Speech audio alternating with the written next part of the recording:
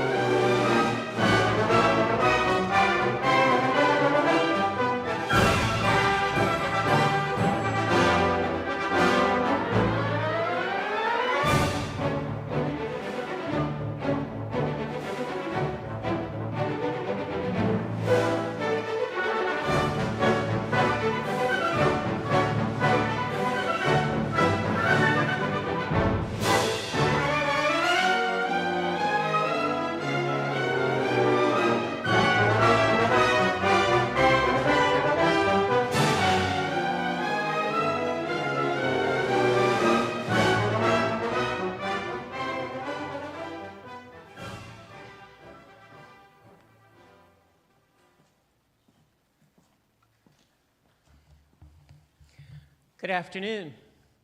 My name is Dr. Wanda Costin, and I have the distinct honor and privilege of serving as the Provost and Vice President Academic here at Dalhousie.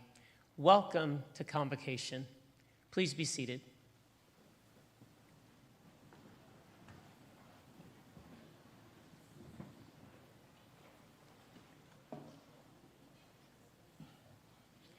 I invite Elder Thomas Christmas and Elder Ann LaBilois to deliver the Mi'kmaq welcome.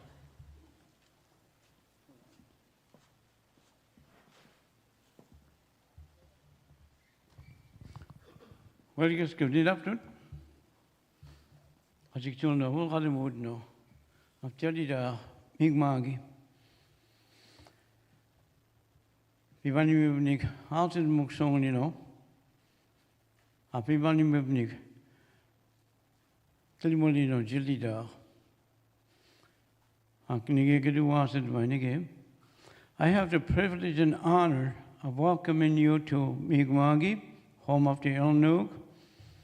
I also have the privilege of saying a prayer in Mi'kmaq for each and every one of you, for the people that have come today and the people that have been here for the last little while. So if I can ask you to stand, I can say a Mi'kmaq prayer and then translate it to English for you.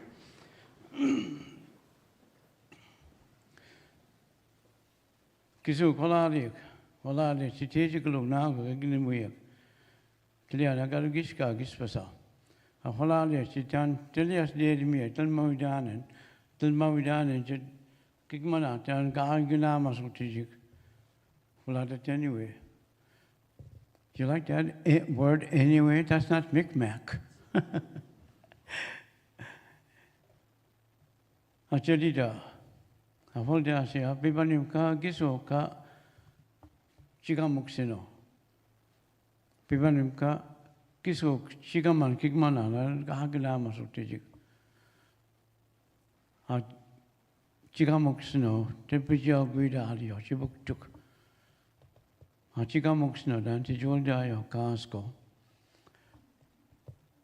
of you understand that word too, eh? I have asked the Creator to watch over you while you are here. And I thank the Creator for watching over the graduates while they've been learning at Dalhousie. I also have asked the Creator to watch over you while you're here in Mi'kmaq, Chibuktuk. And I have asked the Creator to watch the roads for you because the people in Halifax drive crazy. Don't want to say that too loud. And He will watch over you while you are driving to Costco. And I thank you for listening to an old man, and I thank you, and I hope you have a beautiful day. And I introduce Ann LaBilois to you, and like I said, have a nice day. Thank you, Oladio.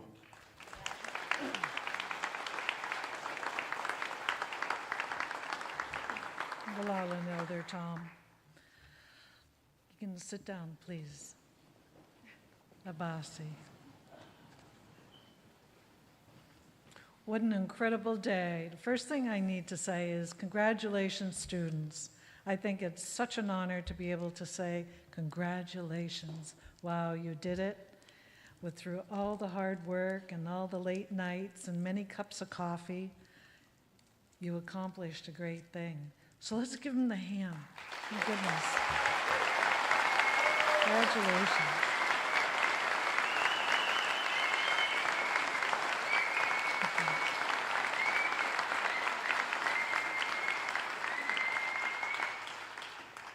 And also, so important, the ones who helped you to get to be here is your family.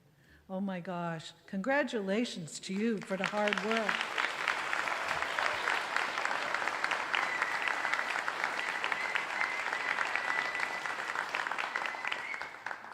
I'd like to share with you a little bit about what I'm going to have you do in a few minutes.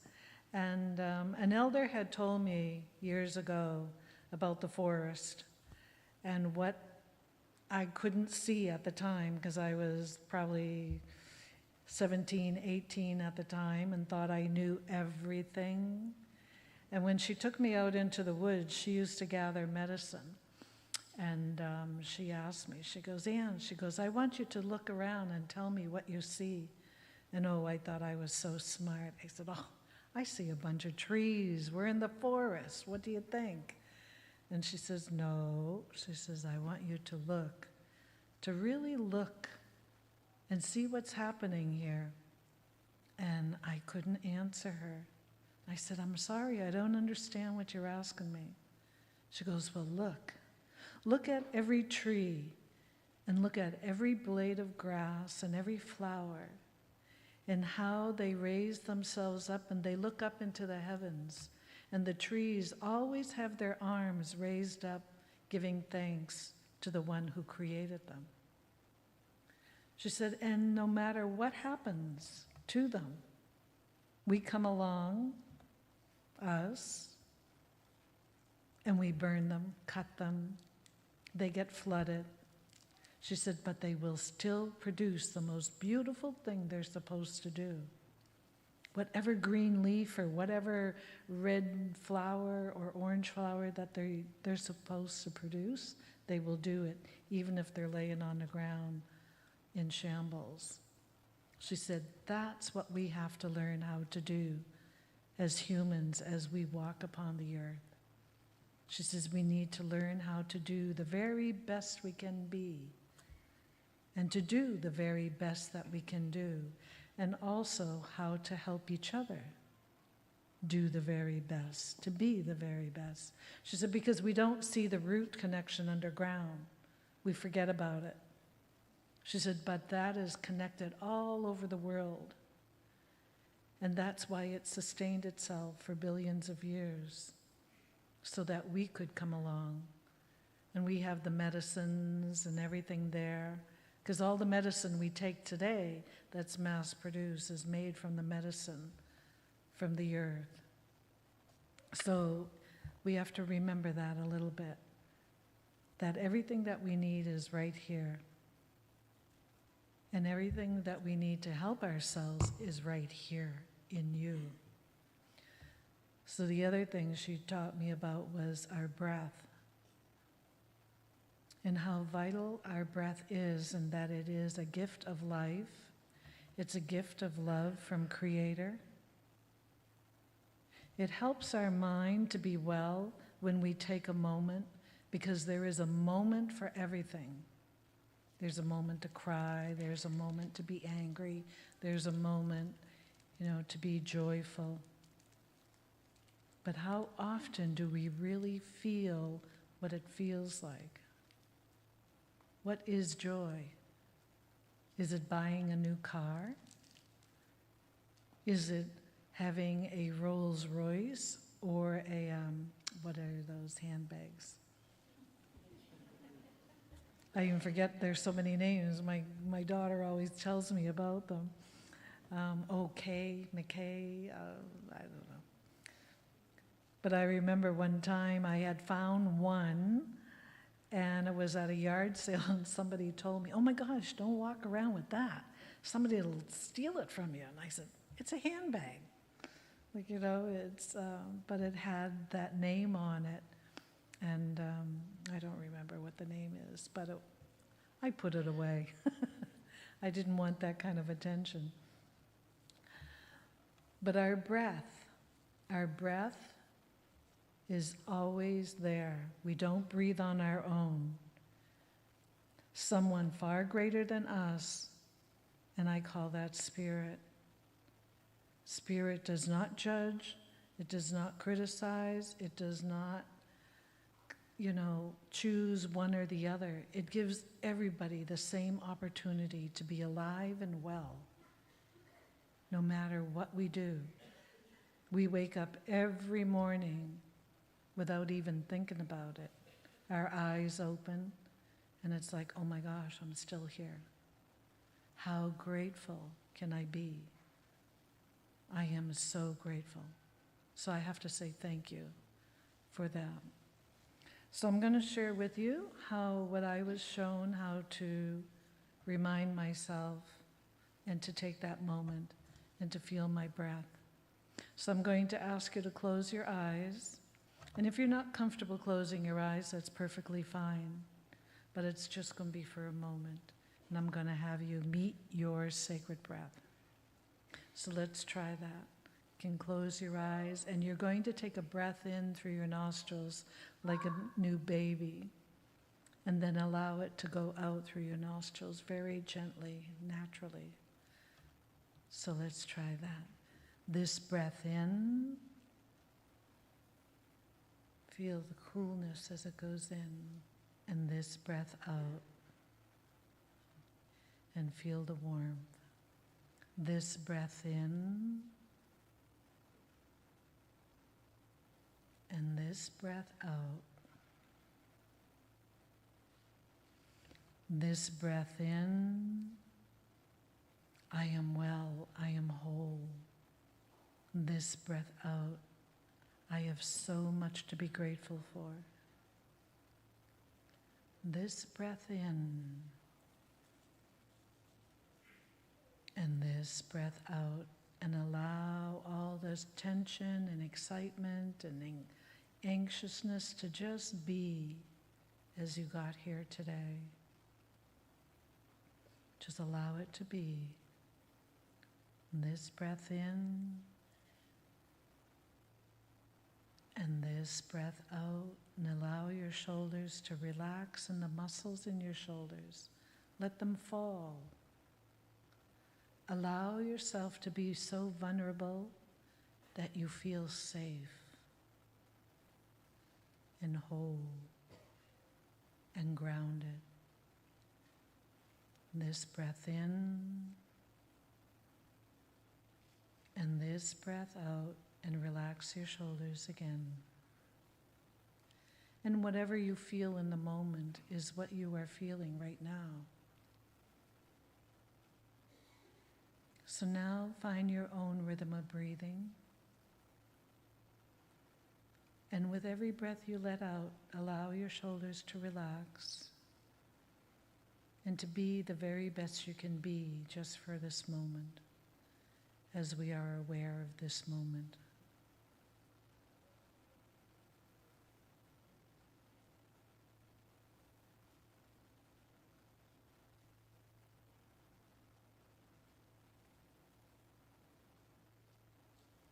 For with every breath that you take, that breath goes right through every cell in your being, and it goes right through your spiritual roots that connects you to Mother Earth, because you walk upon Mother Earth all the time. And that spiritual root goes right up into the universe, right up to touches the planets, the sun, the moon, the stars, and it comes back through the sacred air that the trees clean for us so that we can live and breathe. And then it touches the waters and the animals that live in the water, the ones that fly and the ones that crawl upon the earth. It touches all the flowers and the grass and all the minerals of the Mother Earth, whom we call grandfathers. Without one of those, we would not be able to be in perfect harmony. Our physical being would not be able to be, because all of that is in us. We are the water, the sun, the moon, the stars, the trees, the animals, the minerals.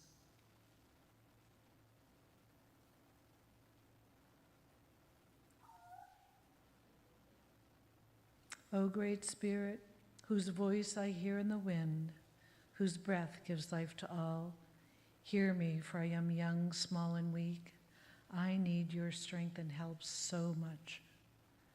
Take my hands and help me to learn to respect the beautiful things you have created in all of creation, including myself. Take my feet and guide me. And guide me so I can find that way of life, that path that has wellness, courage, strength, humility, love, compassion, understanding, wisdom, joy, abundance, laughter, forgiveness, and peace. Help me not to be superior to my brothers and sisters, but to conquer the greatest enemy, myself. And help me to learn and see and observe and hear the lessons you have placed in every leaf and rock, so I can learn these teachings and bring them back to the people. So that when my eyes fade like the setting sun, my spirit will have a chance to come to you without shame. Tahoe, this breath in, and this breath out, and relax your shoulders and just sit and be the best that you can be.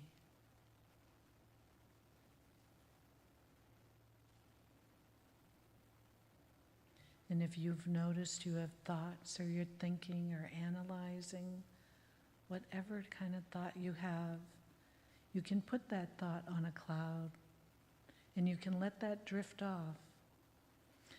And you tell it, I don't need you in this moment right now. I want to come back to my breath. I want to feel my breath. And this breath in, and this breath out.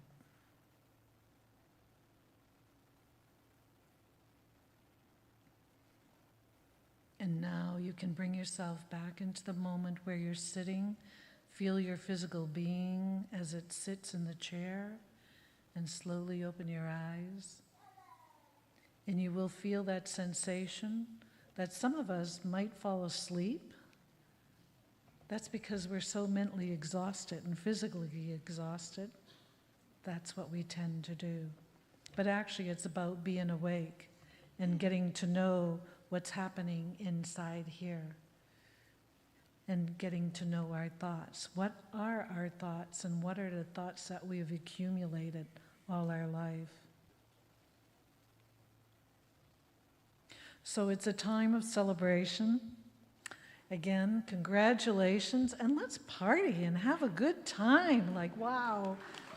Insiomga, all my relations.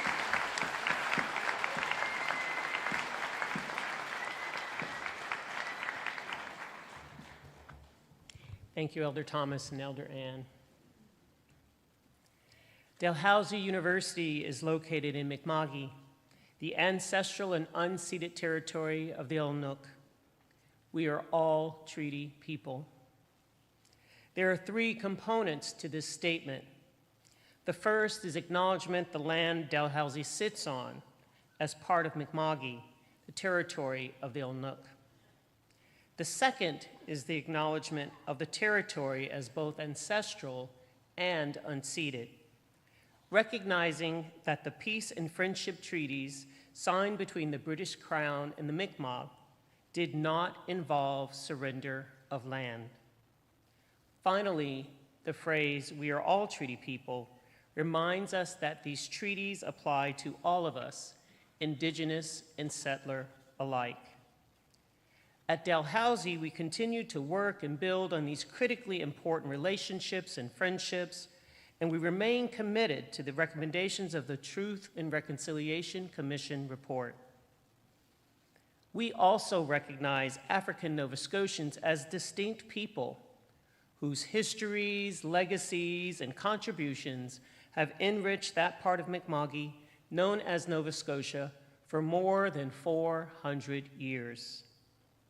We are deeply grateful to the Indigenous and African Nova Scotian faculty, staff, students, administrators, and elders who help guide our efforts, from pathways, programs, and admissions to curriculum and community partnerships. We recognize there is still much more to do, We remain, however, committed to a future grounded in equity and inclusive excellence. Today is a day of celebration. It is a celebration of endings and new beginnings. We invite you to celebrate with joy and enthusiasm the success of your graduates today.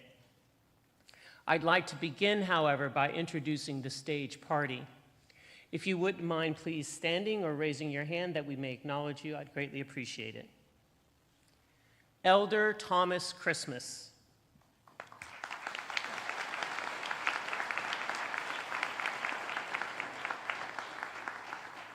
Elder Ann Labillawa.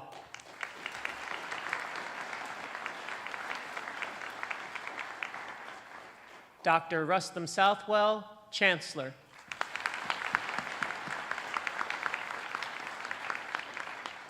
Dr. Kim Brooks, President and Vice Chancellor.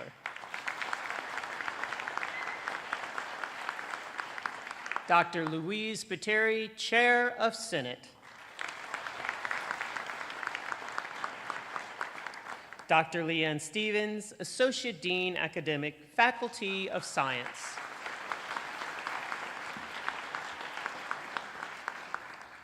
Dr. Marty Leonard, Dean, Faculty of Graduate Studies.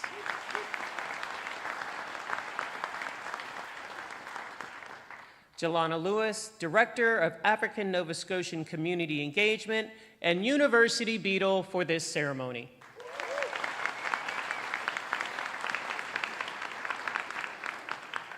Karen Hudson, Honorary Degree recipient and our Convocation speaker.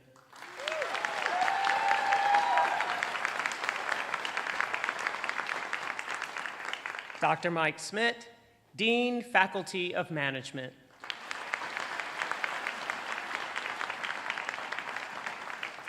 Dr. Rick Ezekiel, Vice Provost, Student Affairs.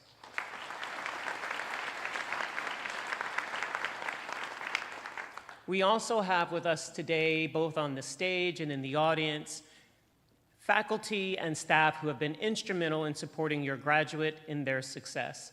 I invite you to please stand, whether you are on stage or in the audience, that we may acknowledge you as well.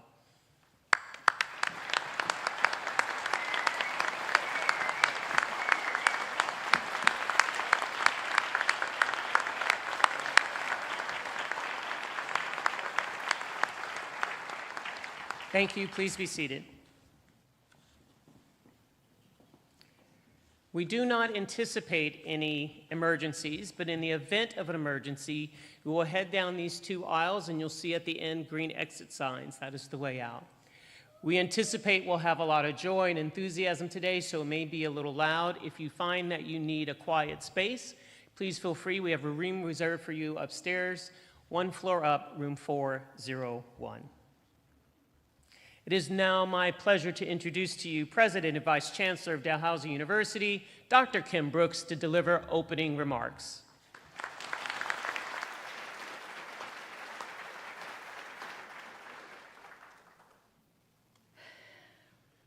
There's a reason that Bruce Springsteen is so amazing. It's not just the gravel in his voice or the beat of his anthems, it's the story he tells.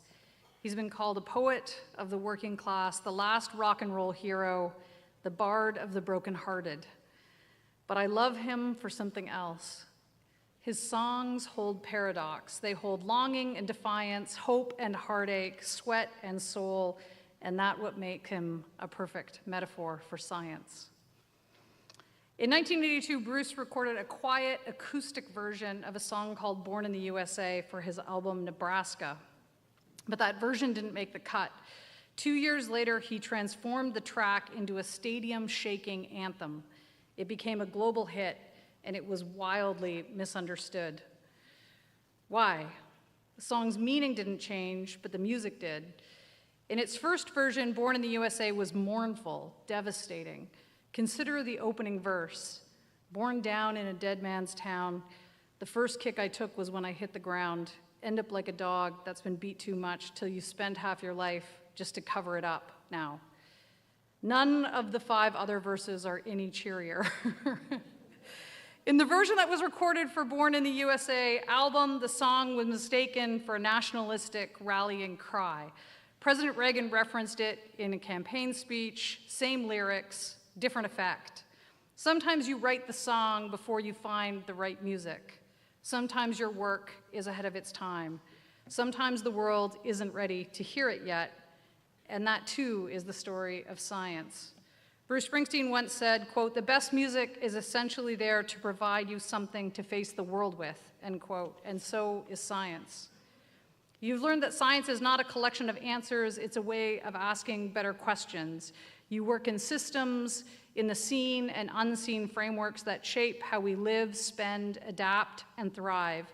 You brought precision to uncertainty and found clarity in chaos. And through that, you offer us new ways to see the world and to prepare for the future. This is not easy work.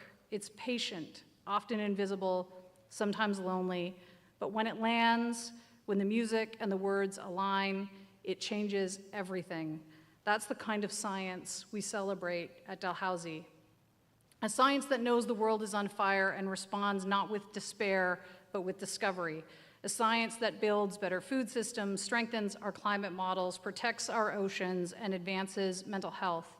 A science that doesn't just parse data, but hears the stories behind it. Bruce reminds us that great work takes grit, that words matter, that collaborations matter, and that sometimes in a dark motel room far from home, you might hear your voice on the radio, and then you remember that you are the wildest, which is Bruce Springsteen's code from Bobby Jean, and it's just another way of saying, you rock.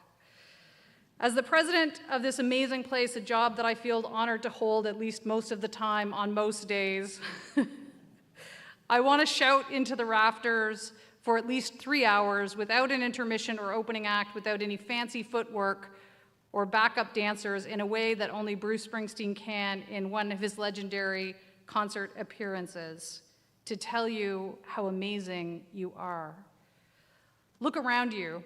This is your E Street Band, your crew of collaborators and supporters, because in science, as in music, you don't go it alone.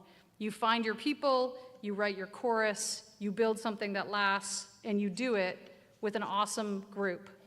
Class of 2025, you are an awesome group. Today, we don't just honor what we've done, we cheer for you. We play it loud, and we don't stop. Congratulations.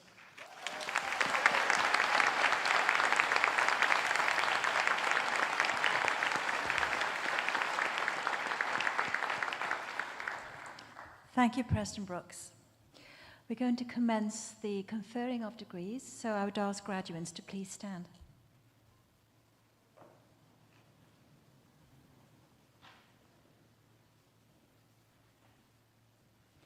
Chancellor Southwell, as Chair of the Senate of Dalhousie University, I ask you to confer degrees upon those candidates whose names have been approved by Senate. By virtue of the authority vested in me and in Dalhousie University, I admit to their respective degrees and diplomas with all rights, privileges, and responsibilities appertaining thereto, those candidates who have fulfilled the requirements of that degree and whose names have been approved by Senate. Admito vos ad gradum. I admit you. Congratulations.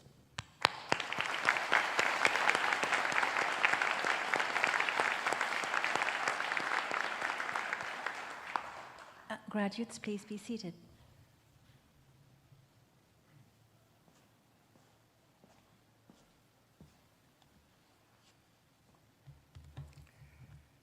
Graduates, this is the moment you've been waiting for, a time for us to celebrate your success. As you walk across the stage, whether it's your first, your second, or your third, I invite you to reflect upon your past and where you're heading, and to take a moment to celebrate. As you come across the stage, you will be greeted by the Chancellor. You will continue across, and here is where you'll be greeted by your Dean, who will give you a pin welcoming you into the Dalhousie alumni family. At this time, I call upon Dr. Leanne Stevens, Associate Dean, Academic, Faculty of Science, Dr. Marty Leonard, Dean, Faculty of Graduate Studies, and Ella McDonald, an orator and alum from the Fountain School of Performing Arts, to present the candidates who are here today receiving their degrees.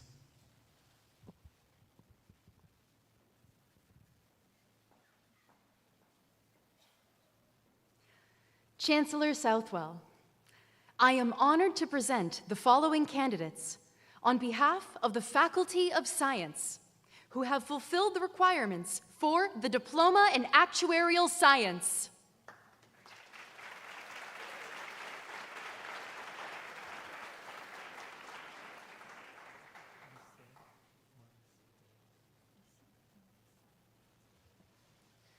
Lucienne Morris Deon.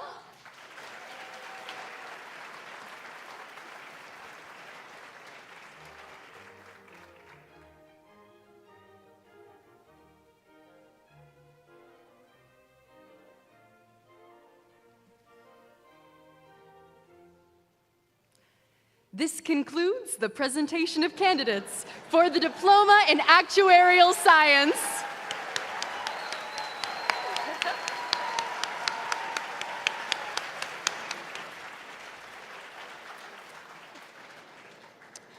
Chancellor Southwell, I am now honored to present the following candidates who have fulfilled the requirements for the degree of Bachelor of Arts.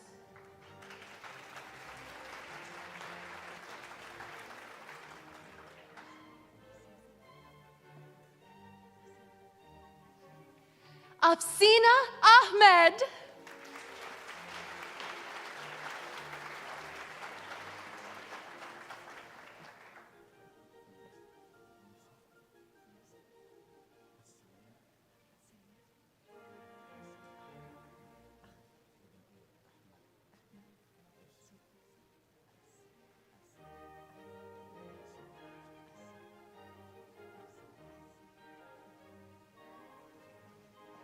Yusuf Asayed Ahmad.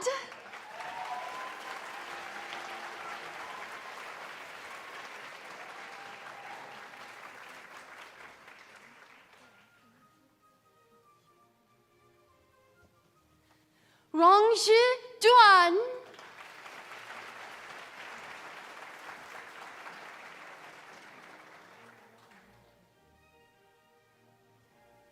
Stella Ann Edney, with honors, first class honors.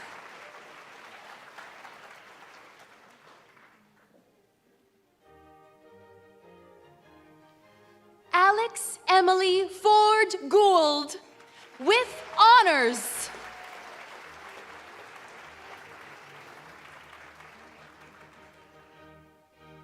Marwan Ibrahim.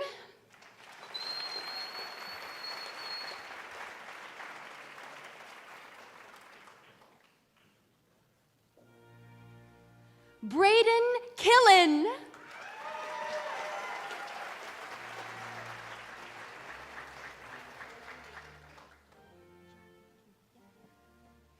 Jai Lee, with distinction.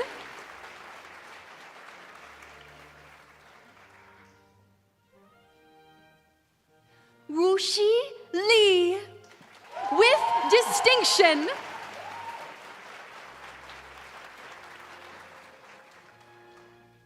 Melanie Ann McLean.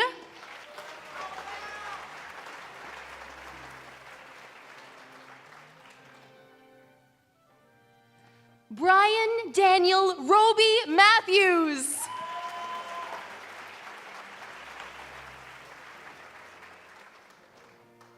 Eric Monroe.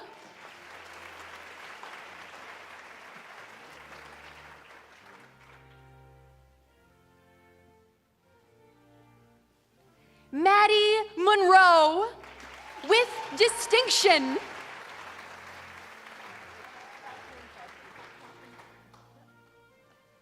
Catherine Potvin, with honors, first class honors.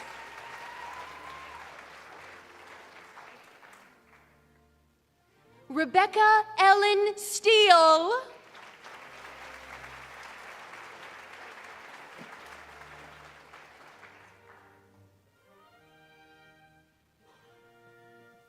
Jacqueline Claire McDonald Thiel.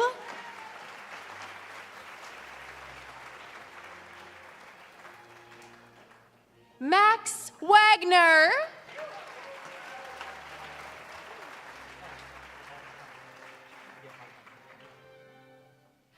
Hao Zhang.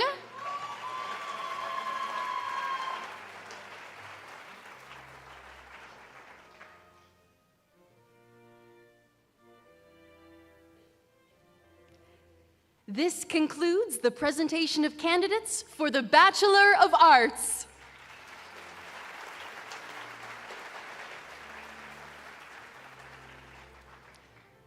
Chancellor Southwell, I am now honored to present the following candidates who have fulfilled the requirements for the degree of Bachelor of Science.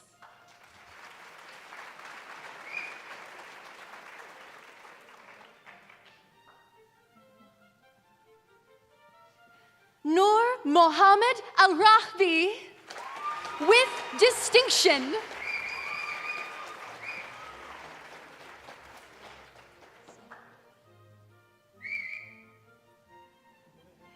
Samir Ali, with distinction.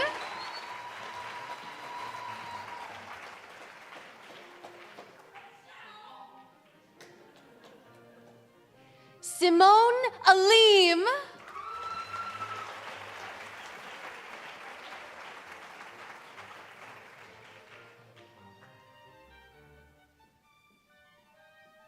Andrew Lawrence Allen, with honors, first class honors, and the Sir William Young Gold Medal.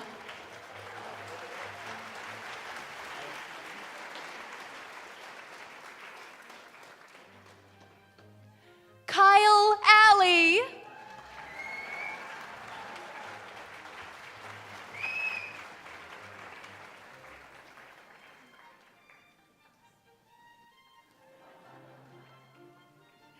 Deanna Grace Ames, with distinction.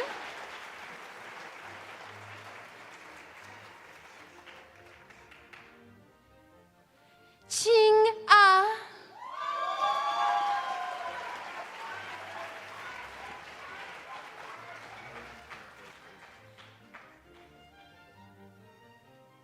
Nolan Campos Azes.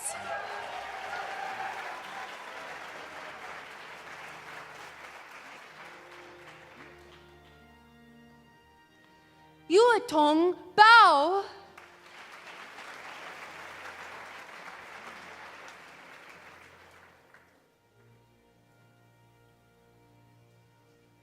Gabrielle Campbell Barton, with distinction.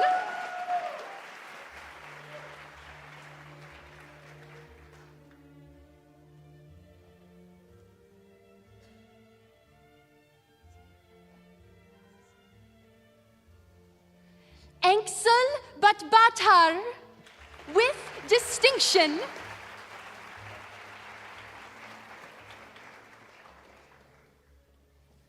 Lucas Thaddeus Ben.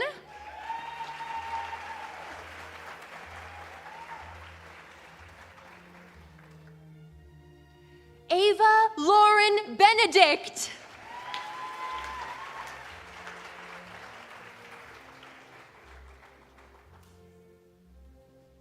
Jenna Denise Bentley, with distinction.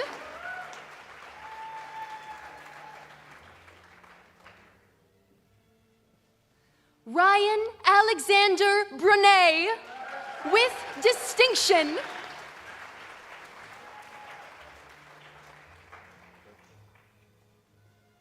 Eric Burchert.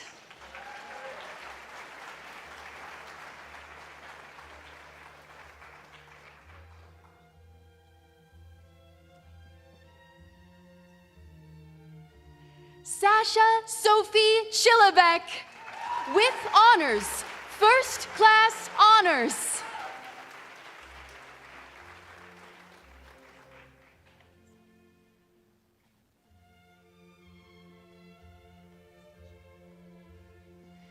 Anam Afreem Chowdhury, with distinction.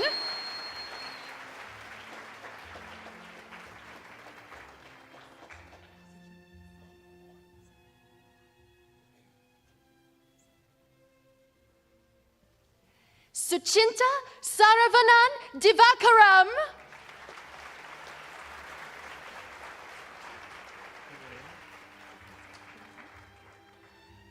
Kyun Ing.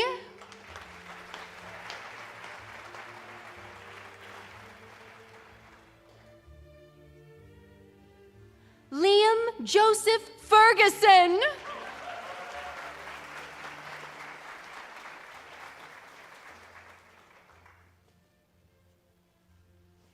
Hannah Victoria Grace Freeman, with honors, first class honors, and the University Medal in Environmental Science.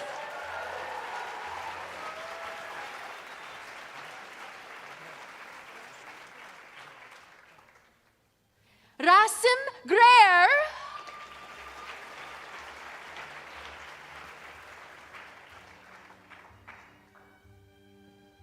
Erin Marie Guilfoy.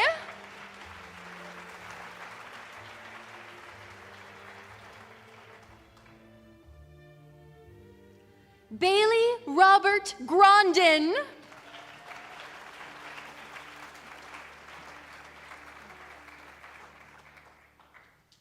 Maya Dawn Groves, with distinction.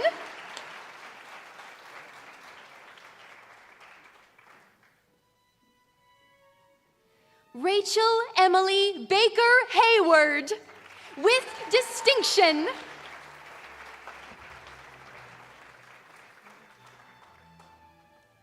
Nevin Jacob Hewitt.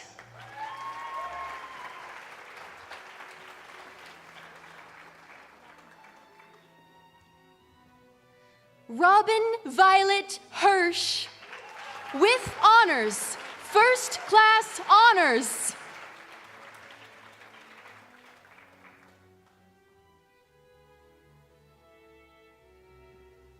Hong Junsi.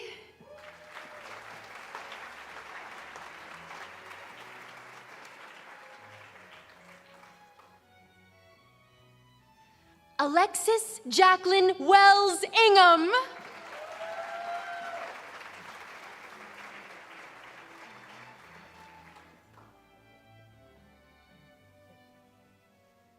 Ananya Jayakumar.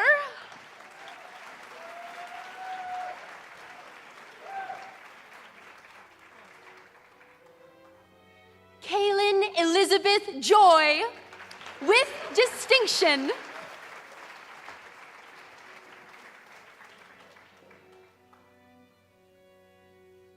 Olivia Lane Karn.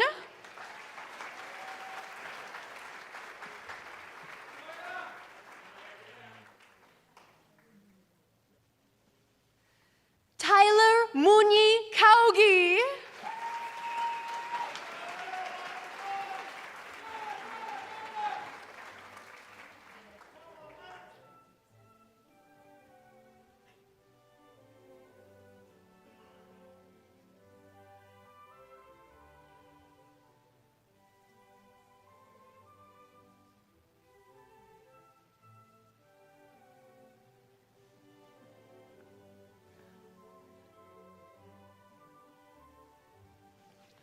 Miriam Kanakria, served as the president of the Dalhousie Student Union from May 1st, 2023 to April 30th, 2025.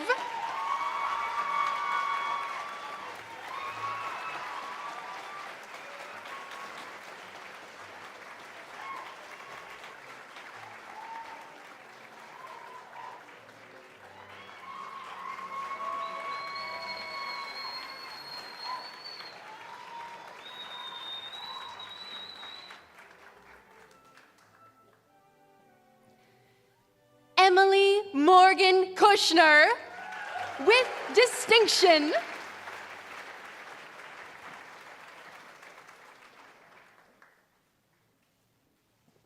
Victoria Lynn LeBlanc.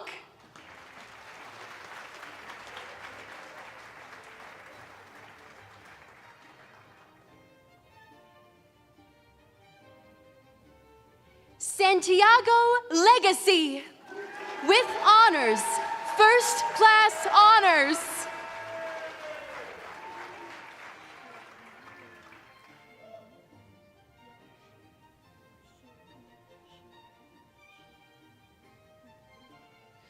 Shi-Ying Liu.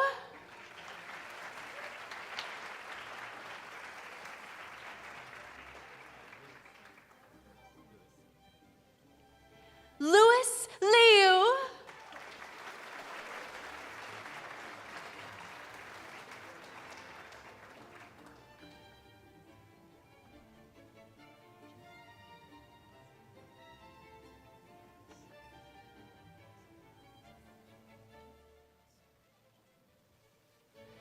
Enkboojin Lakvasoren, with honors, first class honors, and the University Medal in Economics.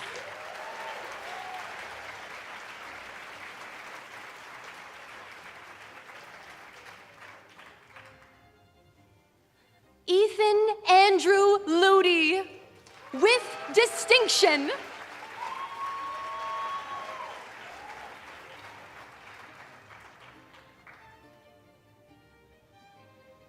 Paige Mara McCarthy, with honors, first class honors.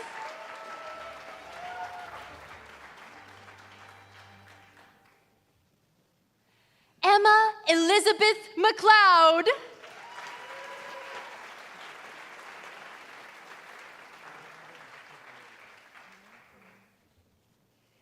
Alexander Richard Renee Main.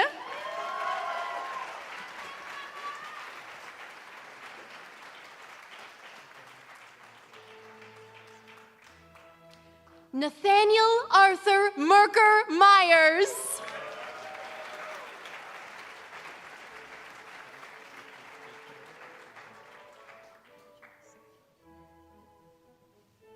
Kent Richard Seichiro Nakamichi.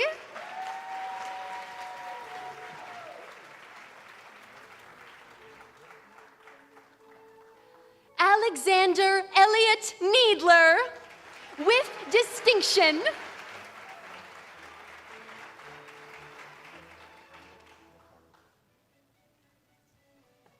Lloyd Wataru Olson.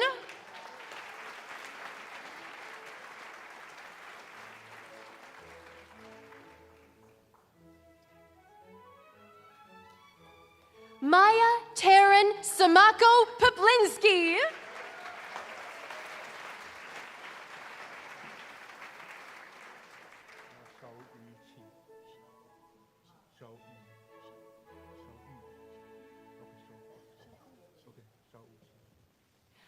Xiaowu Qi.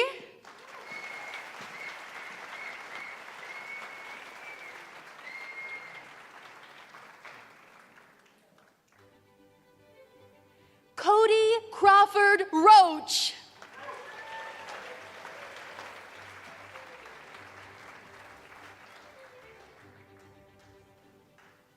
Kristen Page Ross, with distinction.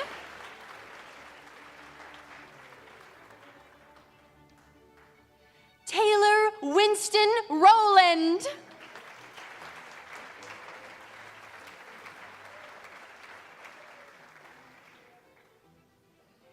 Ethan James Saunders, with honors, first class honors. Rory Shep, with honors, first class honors.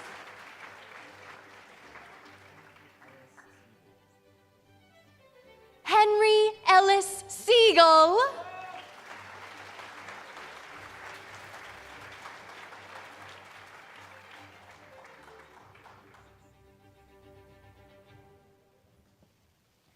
Faith Alexis Symington.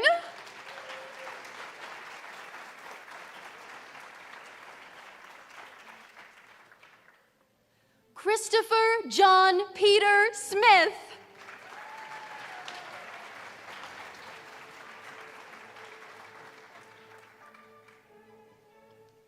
Daniel Todd Smith.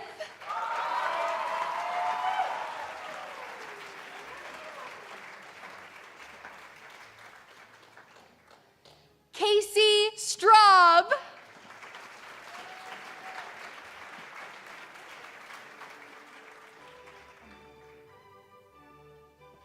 Amani Sorti.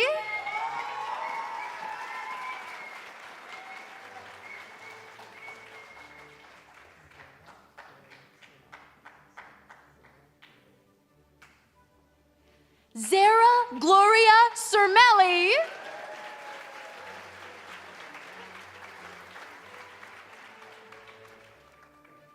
Matthew Grant Taylor.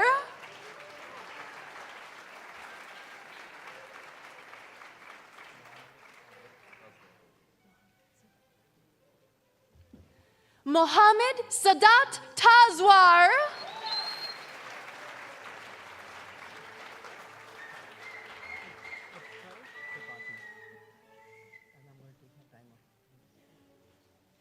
Utkarsh Tripathi.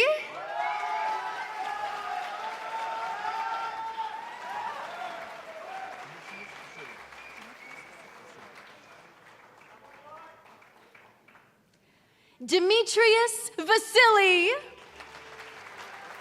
With honors.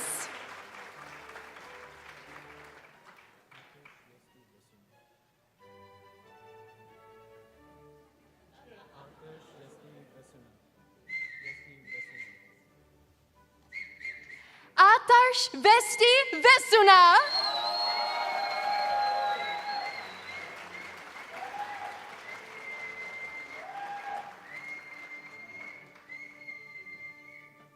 Jasmine Katarina Vertanen.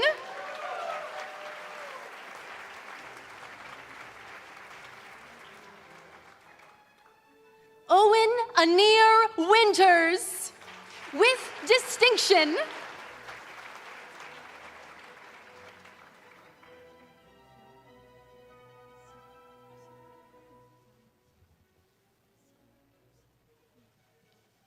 Xiao Yu Xiao.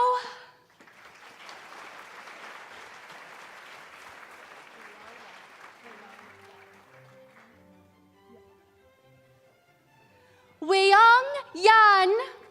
With honors, first class honors, and the University Medal in Statistics.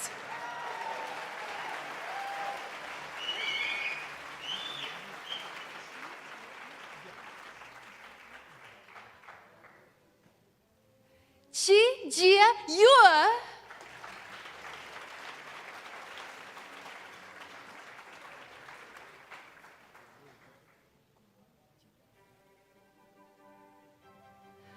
Go Rui Zhang.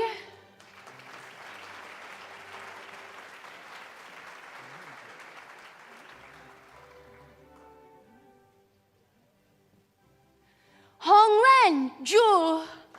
With honors, first class honors.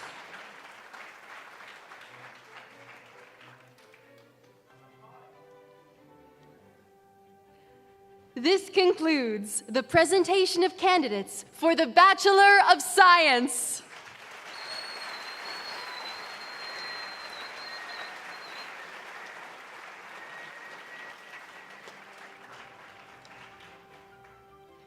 Chancellor Southwell, I am honored to present the following candidates on behalf of the Faculty of Graduate Studies who have fulfilled the requirements for the degree of Master of Arts.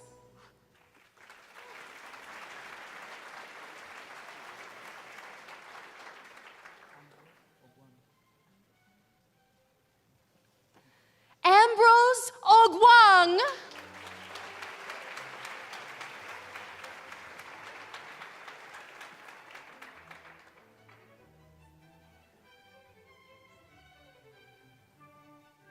Sare Ramati.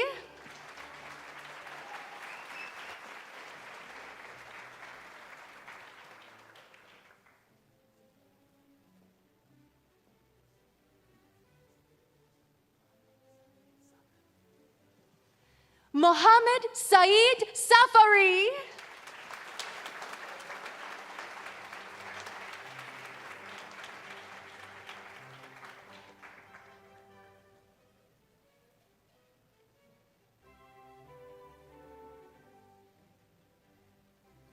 This concludes the presentation of candidates for the Master of Arts.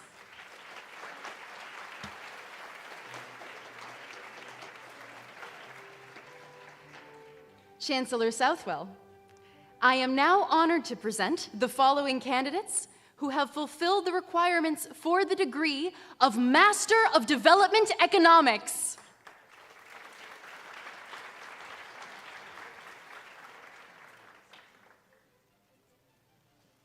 Stephen Cecil Allen.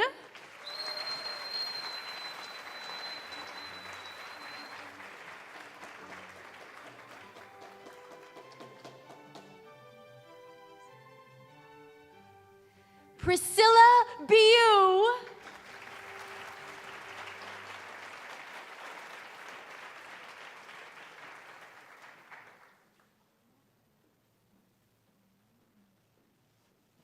Mariama Mane.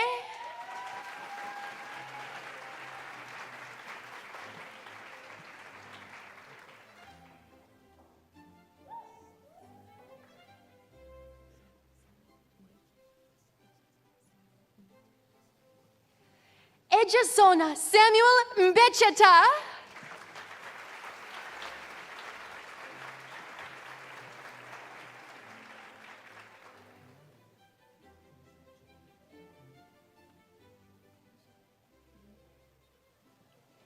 Emmanuel Uzochukwu Mugo.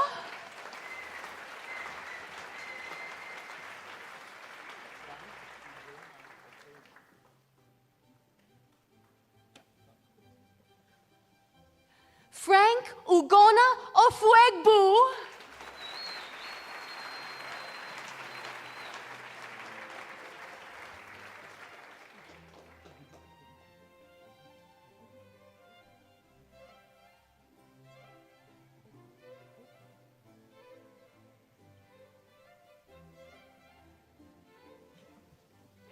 Ogudu Kalu Oku.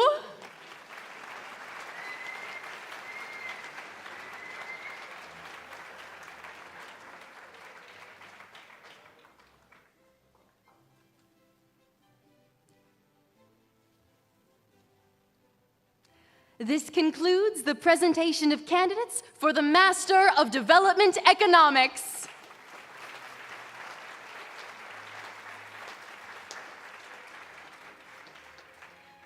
Chancellor Southwell, I am now honored to present the following candidates who have fulfilled the requirements for the degree of Master of Environmental Studies.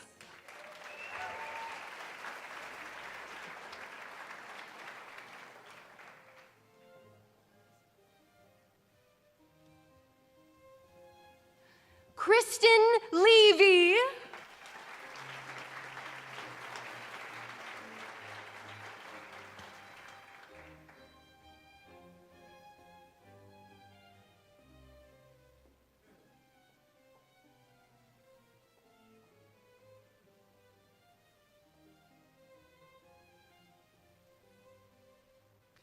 This concludes the presentation of candidates for the Master of Environmental Studies.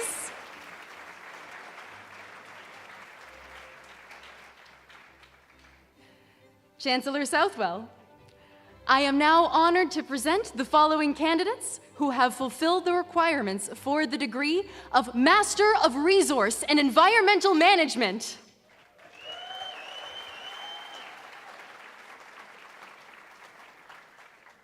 Isabel Anderson.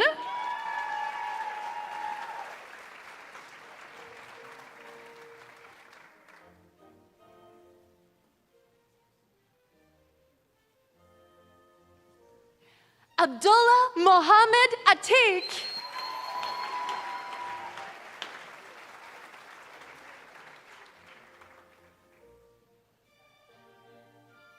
Riley Chappell.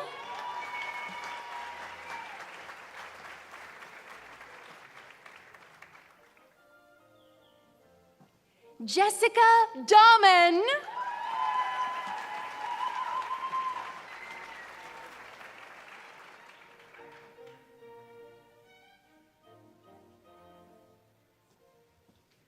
Julia Lynn DeRoche.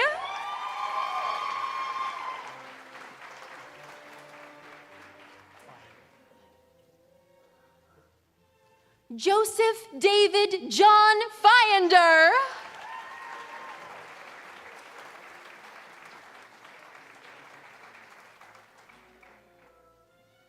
Raven Freeman Wink.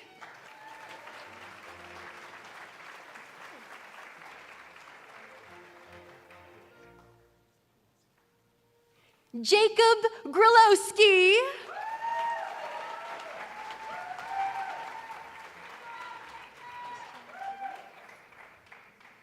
Christiane Hagerman.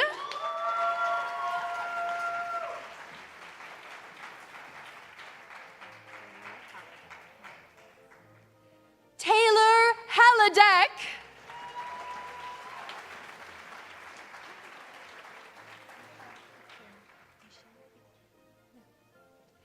Michelle Itkind.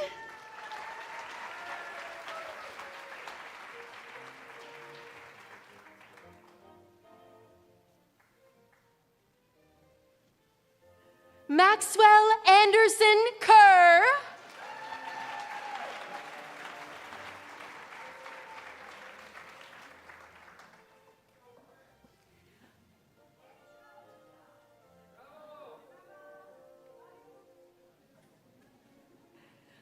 Lauren Jacinta McDonald.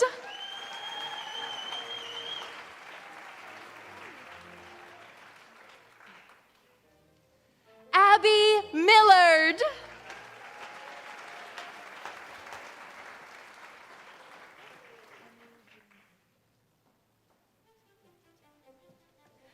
Emily June Outfit.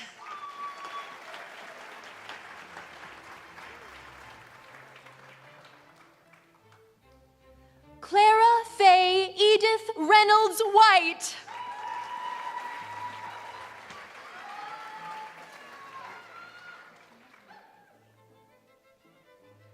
Katrina Wright Roach.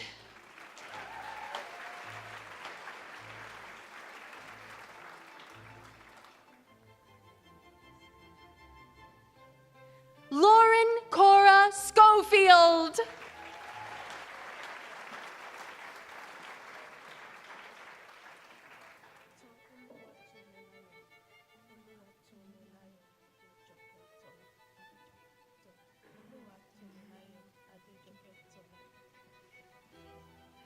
Oluwatomilayo Adejoke Tola.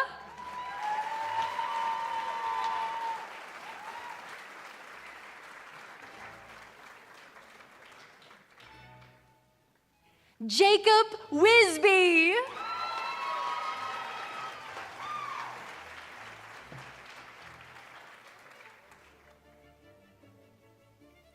Liam Anderson Wittenberg.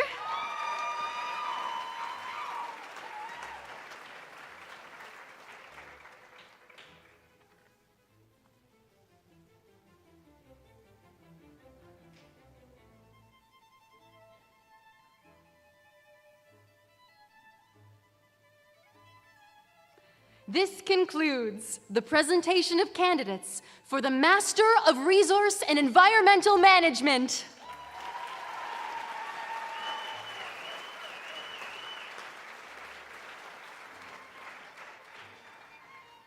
Chancellor Southwell, I am now honored to present the following candidates who have fulfilled the requirements for the degree of Master of Science.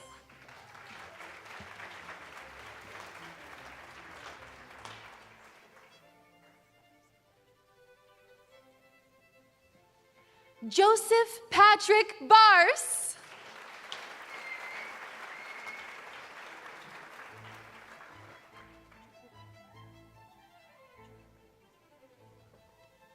Chukwuka Moses Orji.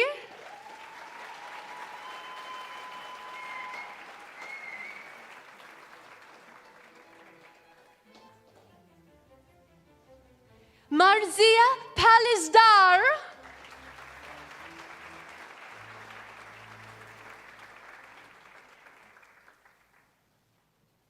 Dylan Christopher Pearson.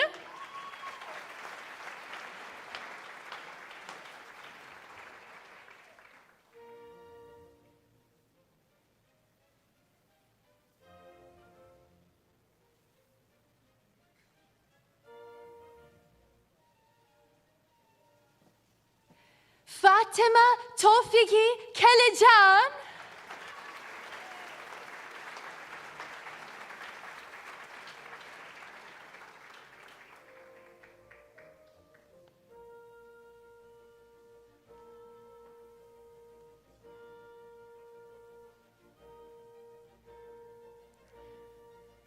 This concludes the presentation of candidates for the Master of Science.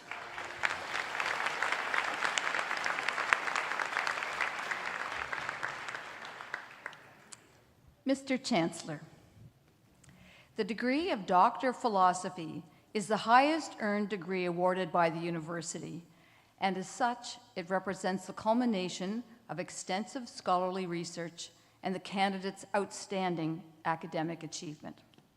The following candidates whose thesis and examination have fulfilled the requirements for the degree of Doctor of Philosophy. Furthermore, the awarding of the PhD degree marks the completion of a long collaboration between the candidates and their supervisors, so we're pleased in this ceremony to also recognize the supervisors of our doctoral graduates. And if they're here, I would invite them to join me at this side of the stage so they can congratulate their graduates. And as for our newest PhDs, once you're finished with your hooding, we'd invite you to join us on the stage. Congratulations.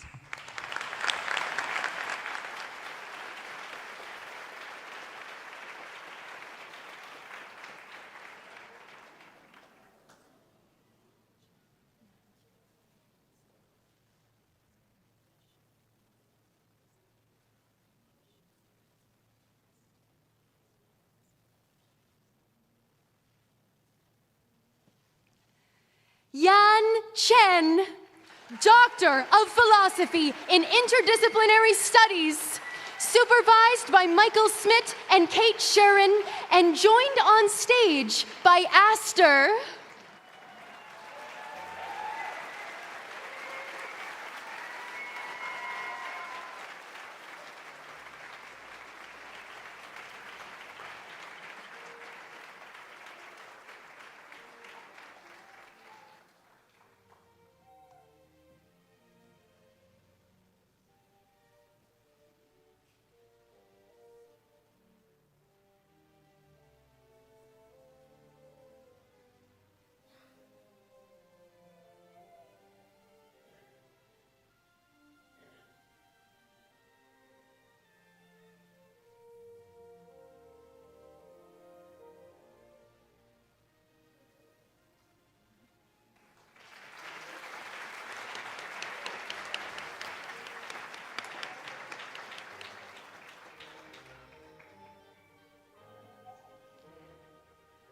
Caitlin Cunningham, Doctor of Philosophy in Interdisciplinary Studies, supervised by Karen Beasley.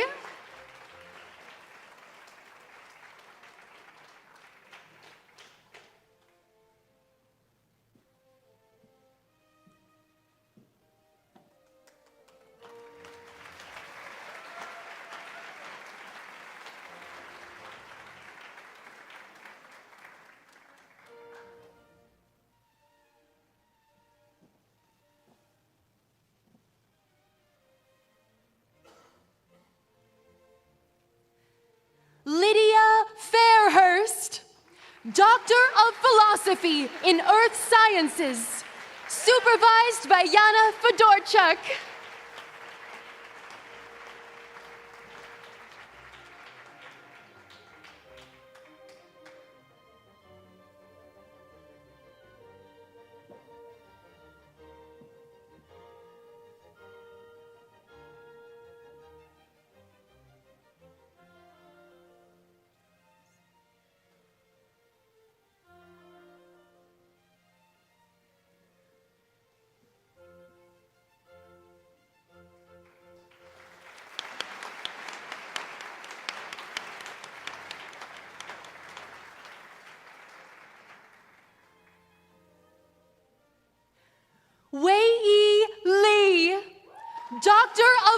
philosophy in economics, supervised by Talon Iskan.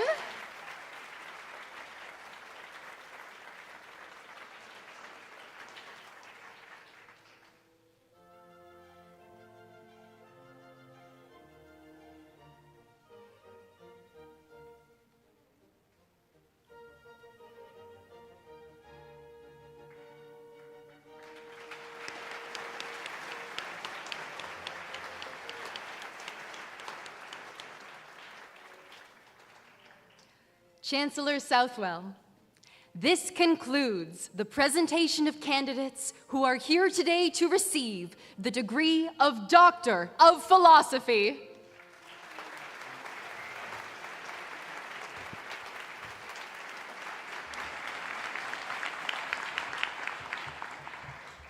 Please join me once again in congratulating our newest graduates.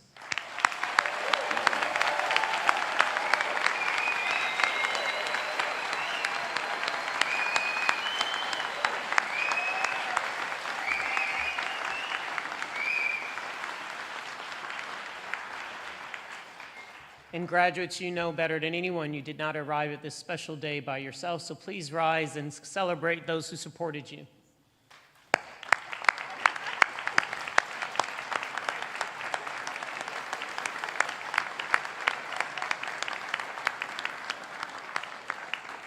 Please be seated.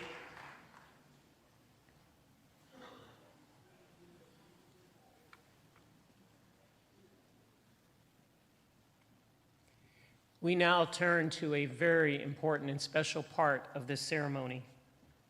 It is the conferral of an honorary degree. Conferring an honorary doctorate degree is the highest honor a university bestows.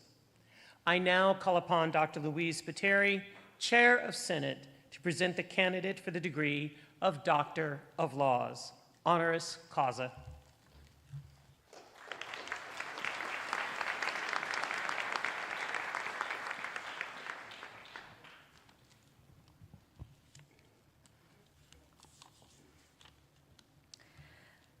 The greatest educators not only shape lives, but help forge new pathways for learners now and into the future. As a teacher, principal, and community advocate, Karen Hudson has been forging paths for Nova Scotian learners for nearly 3 decades. At Auburn Drive High School in Cole Harbour, where she has been principal for more than a decade, Dr. Hudson has dared to reimagine education's possibilities by dismantling systemic barriers and biases that were holding students back, particularly the school's African Nova Scotian students. What she has achieved has been nothing short of extraordinary.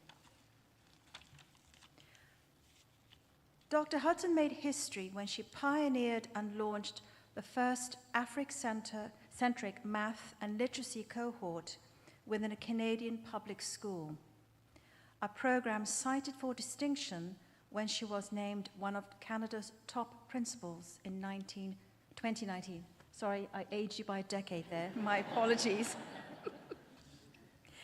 The program infuses Afrocentric content into traditional courses, inspiring African Nova Scotian students to take pride in their heritage and boosting their enrollment and success in high-level math. Students once underrepresented in advanced courses at Auburn Drive now excel in them. All 21 members of the first cohort graduated and pursued post-secondary education, many with scholarships. While some teachers were hesitant at first about the program, many now champion it, and other schools across Nova Scotia have adopted the model for their own students. The program has garnered national media attention and has been praised as a successful model of culturally responsive education. This achievement is not just about academic success. It's about transforming the educational experience for historically marginalized students. Dr. Hudson's commitment to education is mirrored in her lifelong pursuit of learning. She is a 3-time Dalhousie alumna, earning her Bachelor of Arts, Bachelor of Education, and Masters of Environmental Studies. Her master's thesis focused on environmental racism in the Preston area, specifically how environmental hazards and inequities disproportionately affected people in the community. She also holds master's degrees in literacy, curriculum studies, and administration leadership, as well as an honorary degree from St. Mary's University. You can see Dr. Hudson's deep ties to community through her leadership and advocacy. These efforts include serving as interim president of the Black Educators Association, co-founder of the African Nova Scotian Freedom School, co-founder of the number 1792 project to commemorate the Black Loyalist exodus to Sierra Leone, and as a member on the advisory committee of the Indigenous Blacks and Mi'kmaq Initiative in Dalhousie's Schulich School of Law. She has served on numerous boards and delivered presentations on Afrocentric education and equity at local, national, and international levels. She has also been celebrated at the highest levels for her work in and out of the classroom. Her many awards and honors include a 100 Accomplished Black Canadian Women Award in 2024, a Queen Elizabeth II Diamond Jubilee Medal, and a Nova Scotia Teachers Service Award. She has also been formally recognized for her educational leadership in both the House of Commons and the Nova Scotia Legislature, deserved honors for her true champion of change. In recognition of her unwavering advocacy for students, her innovative, community-rooted educational initiatives, and her transformative leadership, I ask you, Chancellor Southwell, in the name of the Senate, to bestow upon Karen Hudson the degree of Doctor of Laws, honoris causa. Karen Hudson, will you please rise?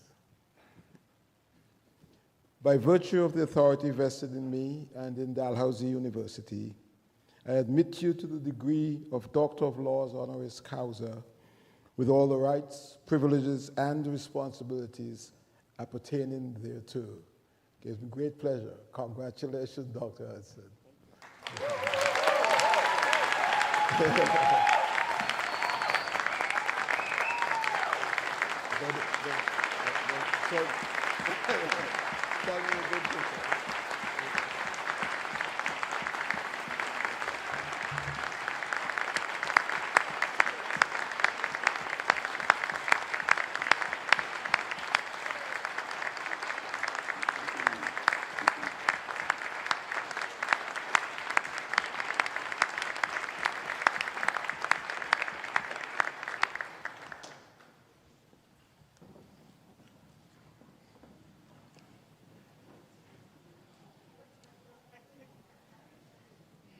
Thank you, Chancellor Southwell, and congratulations, Dr. Hudson.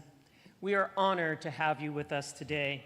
I now invite you to deliver the Convocation address. Thank you. Good afternoon, President Brooks. Actually, before I start, I just want to say to Dr. Louise, thank you. I'm not sure who wrote that bio for you, but you almost got everything in there about who I am.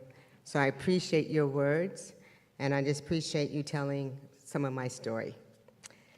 So good afternoon, President Brooks and Chancellor Southwell, our Mi'kmaq elders, Elder Tom and Elder Ann, members of the Senate, faculty, staff, platform guests, family, and most importantly, science graduates of 2025. It is with great exhilaration that I am here today. I feel blessed and humbled to be in your presence. I want to express my gratitude to the Honorary Degree Committee and the Senate for conferring upon me the honorary degree of Doctor of Laws. Today is not just about me, but also about my family, my community, and the students I support. I'm happy to share this space with you, our new graduates. We are never done. We are just beginning this work. So today you received your science degree and other degrees as well. What will you be? What will you do with it? What is beyond this? We can name individuals who have impacted our lives, from our parents, our guardians, aunts and uncles, family, cousins, teachers, mentors, coaches, and friends. You get what I'm saying, right? But some of these individuals never had the opportunity to graduate or receive a degree. However, we rejoice and celebrate when someone receives an award, becomes a doctor or lawyer, receives their master's degree, becomes a scientist or researcher, or is employed in a field they aspire to be. We must think of the struggles and how some of us did not receive the correct knowledge from the very beginning. If we examine history, we were not given the same skills to succeed, and we face systemic barriers, racism that exists within our society. And for some of us, our narrative begins with struggles, a struggle that started in the classroom where we felt alone. We think about our beginning, our past, and our schooling, which was not the same for all of us. And as I look back, I remember my 8th grade class and feeling alone until 3 other students of African ancestry were placed in that class. I remember approaching the teacher during one of our assigned independent novel studies, and I requested to read another novel by a Black author. For me, it felt right, because I want to learn about my heritage. And when the teacher said no to a particular novel, I questioned why. And the teacher replied, well, this novel is not the one for you. And I did not give up on my pursuit to read a novel by a Black author. And this novel is the one for you, he said. And later, my teacher directed me to The Learning Tree by Gordon Parks. The novel changed my life. I share this to emphasize that to be the person you aspire to be, you must be the navigator and the controller of what you absorb and what you exclude. And personally, I want to learn more about the achievements of Black people. I believe that this knowledge would help me to develop me into someone who wanted to grasp my rich history, profound culture history. I did not want to limit my learning and my understandings or my outcomes. I felt that I knew who I was, coming from a father who's from Jamaica and the mother of African Nova Scotian ancestry from Cherrybrook, Lake Loon, one of the historical Black communities. Both only wanted me to be the best version of myself. If that meant staying up to complete my homework, then do it. If it meant that once you commit, you must see it through to the end, then you did it. If it meant learning about your rich African identity, our rich kings and queens, you did it. I knew from my involvement in the Culture Awareness Youth Group of Nova Scotia, known as CAG, or CAYG we called it, was a group dedicated to ensuring that students of African ancestry knew their rich history and that their DNA runs deep and is connected to the continent of Africa. CAYG was my hub, my home. It instilled in us values, culture, and history, and a sense of purpose. My parents and extended family made me understand the truth and the history of oppression and culture wealth, and moving forward regardless of the barriers. CAYG, under the leadership of David Woods, he provided a positive place of culture reinforcement. I felt that I was my pilot in the course of life, even though I couldn't fly a plane. I had to make myself a priority when others might not have done so. I could go beyond where no other person could go, and I was the person in charge of me. My family and community had given me the necessary foundation to be. The question remained, what would I be? What did I desire to be? It was the perseverance, the persistence, the tenacity, and like most of you, the course of action you took to the end, or should I say your B. Well, the School of Resource Environmental Studies helped me identify a question I want to explore, and you heard a little bit about that in the introduction. The issue of environmental racism in the Preston area. But there were many times when I wanted to give up. My sister became ill. I took a year off due to lack of motivations and other priorities. And sometimes I just felt defeated. And I remember my family saying that your integrity is everything. And from that moment on, I was determined to complete that course. The feeling of belonging came from my professors at the School of Resource Environmental Studies, other faculty members, as well as my family and close friends who supported me in completing that master thesis. Was not just about completion, but it was about the process and the people who became part of my life. And so today I'm grateful to that School of Resource Environmental Studies, because some people don't believe I had one. The Dalhousie Science Community, members of the Health and Management Department, Dr. Barb Hamilton Hinch, Dr. Kevin Hewitt, Jocelyn Adams, of people that I met along the way who showed interest in the work I was doing. They are all part of my journey to where I am now.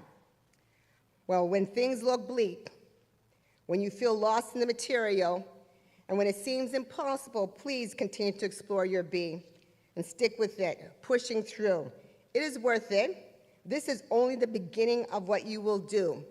Look at your accomplishments today, graduates of 2025. You are at the beginning of your journey. Find your passion by telling your narrative and sticking to your dream. Do not let others conduct your narrative. A Shona proverb from Zimbabwe says, when the roots are deep, the tree does not fear the wind. It means when you truly know who you are, when you understand where you come from, when your spirit is anchored deeply in your identity, no storm, no matter how fierce, can uproot you. You may bend with the winds of hardship, you may lose your leaves to the trials of life, but you will never fall. The Shona teaches this because strength comes from being grounded. It's a powerful reminder knowing who you are and where you come from is the source of true power. And I knew from the school years that I had to do something to ensure that other children did not feel alone or were the only one in class. My vision was to see more students of African Nova Scotian or students of African ancestry take the higher level math. I want them to believe that they could do pre-calculus, calculus, and advanced placement. It was an opportunity for a school to develop a program that recognizes their lived experiences, centering them in their unique and cultural identities by teaching them who they are and how they belong in this society. I want to make math more meaningful. I'm grateful to my sister, a former teacher, and my family for their support and encouragement. And when I had doubts, they helped fill the gaps. The goal was to bring value to their home, community, and school environment. I had to be deliberate and encourage to others to collaborate. My objective was students of African ancestry. I want them to see themselves as capable in a challenging curriculum, to provide them with skills needed to succeed in STEM fields, and to foster a sense of brilliance and excellence, to create opportunities and instill a sense of belonging. My hope was that a school system that was de facto to our values and abilities to some of our most visible students who are still being ignored within the curriculum and within the learning would eventually become visible. The Afrocentric cohort aims to disrupt some of those perspectives and exists among our students of African ancestry. I want to engage students and teachers in the process, to have teachers value their lived experiences, to create critical thinkers among the students, to get teachers to push students so that they believe in their capabilities. I want students to rise so that they know that they could be. Remember, anything that may be valuable, it does not come with doubters, or it does, and non-believers. My goal was to inspire and impact a generation that did not feel they could excel in those high-level courses. So math became the hook, and literacy will always be the gateway to any process. And you all know that because you graduated. And even though the naysayers did not know, they want to see what could be and what was happening in the classroom. And today we can say that since 2018, we have graduated students who have gone on to post-secondary institutions. Data will always be your friend. It tells the numbers, but sometimes you need to know the little deeper information. It was powerful to witness how a classroom community was evolving and how students were supporting and encouraging each other to do more than they thought they would when they initially entered. I knew at that moment that the Afrocentric cohort serves as a catalyst for others to learn, as it emphasizes that everyone's knowledge matters and provides opportunities to learn, respect, value, and encourage. This Afrocentric approach was making a difference. It was creating change agents, showing love for learning, and hearing the voice of young students of African ancestry, developing their own destiny and charting their own pathways. In the STEM field, I started to see students stand tall and engage in mathematical ways that I knew they could be. So regardless of our individual path, everyone has the same right to be given the opportunity to be the architects of their success. I challenge you to go beyond or think beyond this knowledge and create community wisdom. Be willing to fail, but keep moving. Be open to creating spaces of joy and spreading kindness and love. Give yourself permission to do what you know is right and just. Do good and bring positive change to your community. Be intentional about yourself and establish your own boundaries. Be your priority. So once you know your worth, you will stop giving discounts. Let others acknowledge what you are doing. Find that spark that motivates you, that community connection, the people who lift you and make you feel valued. Discover your passion and commit to excellence. I listen to my heart, so don't be afraid to follow your instincts. Allow someone greater than you to guide your steps and your path. My 8th grade teacher believed in my passion. My family believed in my abilities. My community recognized my persistence, and I permitted myself to be. So be true to your core values. Be true to who you are. Be the pilot of your journey. Act on things that strengthen your life. Do not let life escape you. Find beauty in things you do. Be kind and create time to reflect and be happy. Respect the legacy of our ancestors and family and what they have done. Be willing to reach out and get the assistance you need. Prepare yourselves for the challenges that lie ahead. Life is a journey. It's filled with trials and tribulations. That's what they tell me every day. But we need to know how to adapt, and we need to know how to move forward in this changing environment. This world is our ecosystem, and it's up to us to make the best of it. We must be able to see all perspectives, even when we know or may not agree with them. So be willing to start and change. Be willing to begin when it looks difficult. Be the person who believes in their journey, a journey that makes you want to get up every day. Be a visionary. Be the knowledge builders. And go beyond this. What is your next be? Well, I am Kieran Hudson, a daughter, a sister, a mother, friend, child of the Creator, an educator, a believer in possibilities, a member of one of our historical Black communities, and one of your recent recipients of an honorary doctorate. I thank you for this honor and recognition. May the Creator always be with you, and may you always be a person who makes a lasting impact on lives. Be who you want to be. Best wishes to our 2025 graduates. Thank you.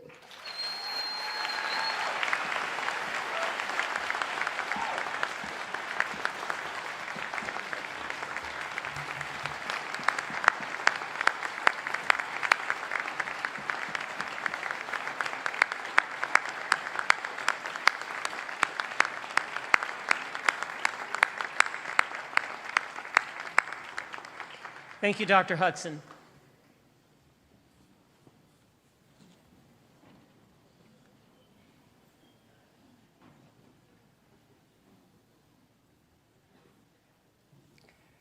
Graduates, today you were led into the ceremony and will be led out by our beadle. carrying the New Dawn staff of place and belonging. This staff is more than a ceremonial symbol. It embodies Dalhousie's diverse and inclusive community. Crafted with materials, textures, and symbols reflecting the richness and diversity of individuals like you, graduates who have shaped our campus and who now join a global network of over 160,000 Dalhousie alumni. The formal business of Convocation has concluded. We invite you to remain seated as the stage party exits. Thank you and congratulations.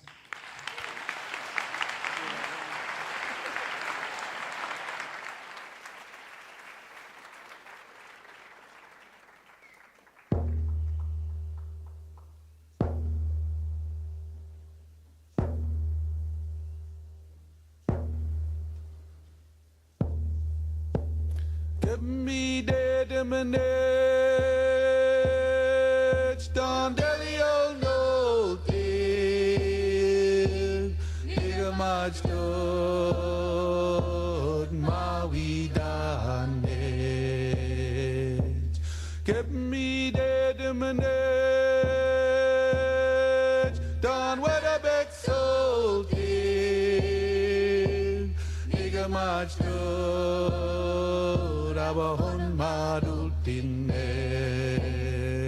abahon madultinet, dan gisuk eliga haluk sigo ulau si amo we aheu we yo we ha ya we yo he ha ya we yo he ha ya we yo he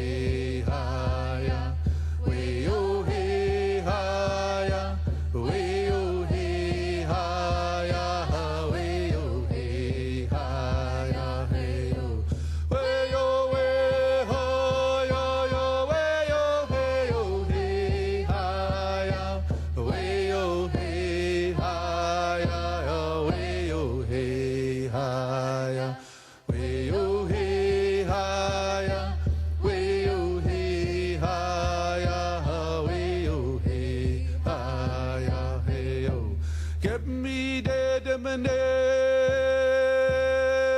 don't delio no thing, nigga much good, my we done it. Give me the manage, don't what a big soul thing, nigga much good, abahon madultinet, abahon madultinet, dan gisuk eliga haluk sigo ulau si amo we aheu we yo we ha yo yo we yo he yo he ha ya we yo he ha ya we yo he ha ya we yo he ha ya we yo he ha ya we yo he ha ya he yo we yo we ha ya ya we yo he yo he ha ya we yo he ha ya we yo he ha ya we yo he ha ya we yo he ha ya we yo he ha ya he yo give me the manage, don't delio no thing, nigga much good, my we done it. Give me the manage, don't what a big soul thing, nigga much good, abahon madultinet, abahon madultinet, dan gisuk eliga haluk sigo ulau si amo we aheu we yo we ha ya ya we yo